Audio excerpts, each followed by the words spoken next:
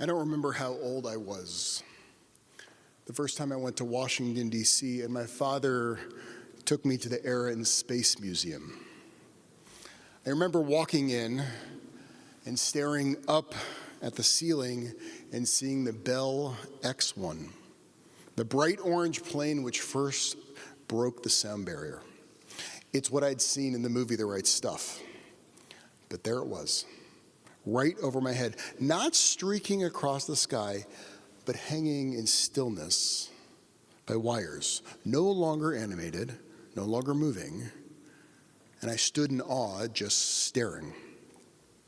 Merging the images I had from watching the movie of Chuck Yeager rattling around in the cockpit and sending the sonic boom down to earth. And then we continued into the museum, meandering among all the people until I remember seeing this crowd gathered around one exhibit, more than any other exhibit. And they were taking pictures, and they were getting as close as they could to the glass. And as I made my way forward, I could finally see what it was. It was Neil Armstrong's spacesuit. Now, of all the places in the museum, this was the place that felt the closest to those incredible stories. Now, the planes, they were just vehicles that held astronauts.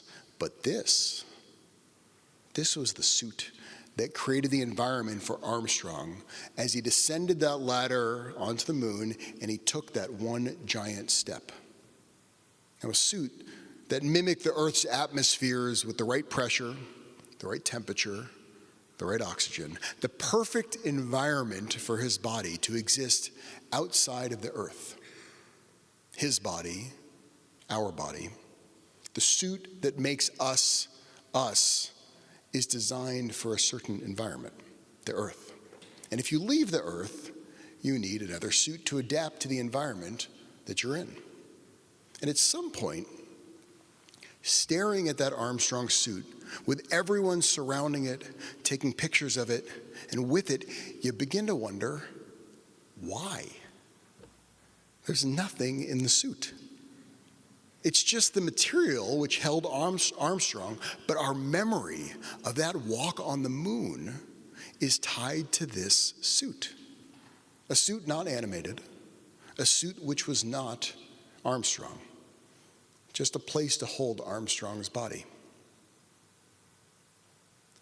This is the nature of us as human beings. We long and we want to be connected to that which we associate our dearest and closest memories. We ascribe the love and the experience to the physical suit that was part of what enabled that interaction to happen. In the beginning of grief, this can be the hardest part. Longing for those that we loved, missing their smell, missing their touch, missing the look in their eyes, the sound of their voice, the laugh. How many of us have kept that shirt to bury our nose in, trying to breathe their essence into our own body after they're gone? How many of us have listened to that innocuous voicemail over and over again that we never deleted, reaching and hoping to hear the sound of their voice, a sound when they're leaving the voicemail that they had no idea was a treasure left behind, to be visited again and again, to pique our connection to their soul. We stare at that last picture taken, and it aches, and we stand pressed up against the glass, trying to get as close as we can to the spacesuit, hoping that it will usher us back to a connection that we ache to have again. That's much of what we do here in Yizkor. We come together, we enter the doors of the sanctuary with emotions that are different than other times we enter this sanctuary. This room and this time, it's kind of like the Smithsonian. We use images, creating space for us to swim in the memories and souls of those who came before us. And we gaze up. And instead of a plane hung from wires, we seek the face and the memory of those that we loved, because that was always our access point. But Yizkor and this space and that Kaddish is here to push us even further, not just to touch what we have lost, but to touch what is right here with us right now. So I'm going to invite you to close your eyes.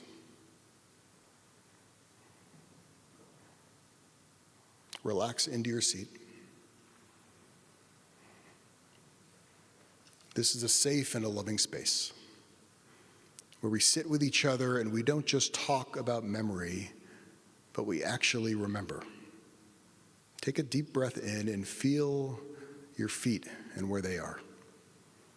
And just listen to your breath. Inhale a deep breath and fill your lungs and feel that feeling of fullness. Now let that breath out slowly and sink into your chair. And just begin to focus all of your attention on your breath coming in and your breath going out. And with each breath, feel yourself getting more and more present, less concerned about what happened or what's coming in your day. And with each breath, find yourself getting more present.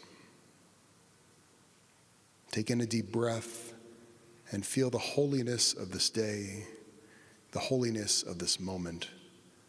And then breathe out all of the fear and the anxiety that is holding you back from being in this moment.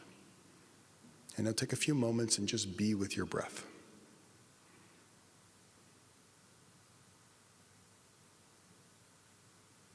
Think about who you're remembering. Say their name to yourself. And with those eyes closed, look at them. What do their eyes look like? What does their smile look like? Look at their hands. Do you remember their smell, their touch? Remember what it was like when you were in the same physical space with your loved one, and how did you feel? And take a moment and just look at them and be with them. And let yourself feel the sadness, feel the loss, the yearning, just to be able to talk to them again. Just one last time. If you feel anger, that's okay. Let those feelings come to the surface. Now take a moment and just be in the space of sadness, in the space of loss, and maybe even in the space of anger. Now take a deep breath in. And as you exhale, I want you to breathe out the loss and the anger. Take one more breath in and breathe it out again. Because that's just the surface of grief. What do you miss most about them? How did that person in front of you fill you up? Make you smile, make you feel safe or cared for? And since the sadness has been breathed out, feel the appreciation welling inside of you for having had this person in your life. Think about what they gave you. Think about what they taught you. Now, you may have issues that still need to be resolved or things you still need to say to them. What is the one thing that you want to tell them? Take a moment and think about it.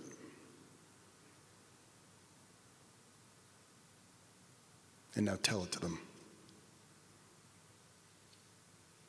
What do they want to tell you? Now listen to those words and hold those words.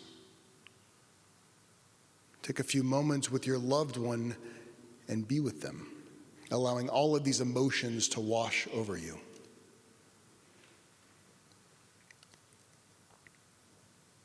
We associate what we miss and what we've lost with the body, with their spacesuit, with their smell, their hands, their eyes, their voice, but all that ever was just the spacesuit that was perfectly designed for the soul to exist in this environment we find ourselves in.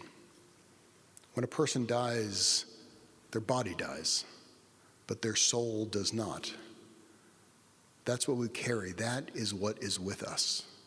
And if we're quiet enough, we realize that in this space that they are not gone, but that they are here with us. We don't have a soul. We are a soul. They are a soul. And a soul is immaterial. That's why those memories are not creations of the past, but an experience right now in the present. Those tears, that feeling, those memories, that soul is deeply intertwined with our soul. And sometimes we just need to be still enough and aware enough to be able to experience what was always here. That feeling and those memories is the light that they implanted within us. That's the light that burns and is protected in our memory. It's not something from the past, but very much here in the present. Oftentimes, their light can seem incredibly far away, or that it has to be sad or dark, but you can see it was always right here, right inside of your soul. And we carry this flame with us into this world. All we need to do is to close our eyes, breathe in, breathe out, and listen. They were always here with us. That spacesuit was always just that, a spacesuit. Who they really were and really are is a soul, not a body. In a moment, I'm going to ask you to open your eyes. But when you do this, do it slowly. And carry those words and teachings your loved ones gave you. Because in Judaism, when we mourn, we do it together. Because it's a communal process, not a solitary one. If we do it alone, we cannot share the love and the memories that we were filled with.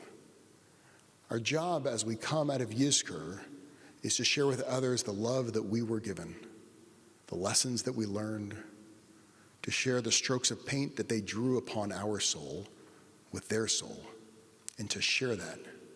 That's how we intertwine our souls and paint on each other's souls. Our job is to share what they taught us and what they filled us with. So when you're at Break the Fast today, make sure you share who and what you remembered today. That is how we honor them. We remember them and we share their light with others. Now slowly open your eyes.